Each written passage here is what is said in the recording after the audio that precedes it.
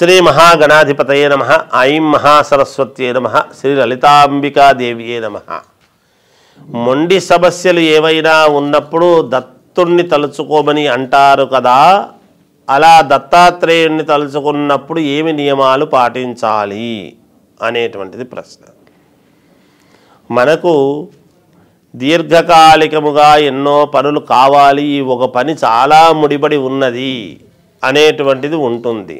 మొండి సమస్యలు, మొండివి చాలా మొండికి పడి ఉంటాయి. నేను ఎంతో ప్రయత్నం చేస్తున్నాను, ఈ మొండి పని నాకేదో తీరలేదు, దీన్ని ఏమి చేయాలి అని మానసికమైనటువంటి ఆందోళనకు గురై ఎంతో ఇబ్బందులు పడేటువంటి వాళ్ళు దత్తాత్రేయ స్వామిని తలుచుకుంటే, దత్తుణ్ణి తలుచుకుంటే మొండి సమస్యలు తీరుతాయి అని ఒక ఇది ఉన్నది.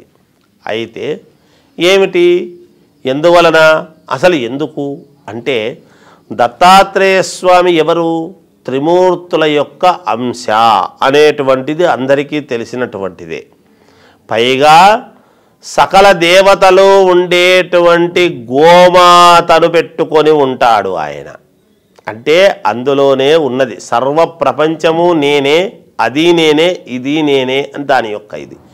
పైగా నలుదిక్కులకు కావాల్సినటువంటి 4 వేదాలను, 4 శునకాలను వేదాలకు సంబంధించి అక్కడ పెట్టుకొని ఉంటాడు ఆయన. అంటే మనకు నలుదిక్కుల ఏ దిక్కున ఏ సమస్య ఉండినా ఆ సమస్యను త్వరితగతిన తీర్చగలిగినటువంటి మహనీయుడు దత్తాత్రేయ స్వామి.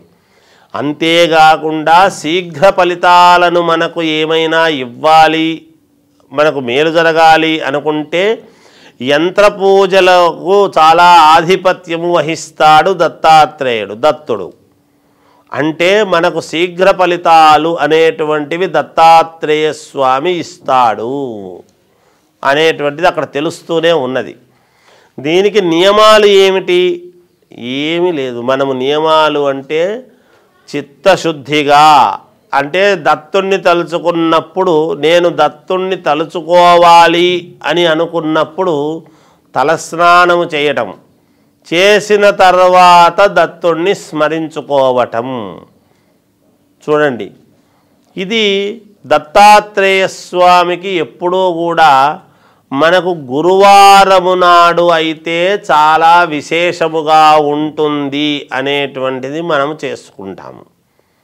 ఎందుకు? భగవంతుడు గురువుతో సమానం.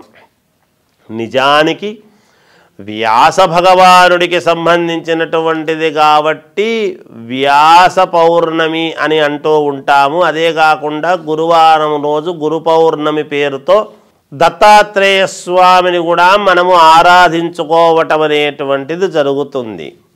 అందువలన దత్తాత్రేయ స్వామిని ఎప్పుడైతే మనము తలుచుకోవాలి అనుకుంటామో స్నానము చేసి శుచిగా నిశ్చలమైనటువంటి భక్తితో స్మరిస్తే చాలు. అంతేగాని వేరే వేరే నియమాలు అనేటువంటివి ఏమీ ఉండవు. ఇవి చేసుకుంటే పరమ సంతోషంగా మీ కోరికలు, మీ మొండిగా ఉండేటువంటి సమస్యలు తీరుతాయి. జయోస్తు.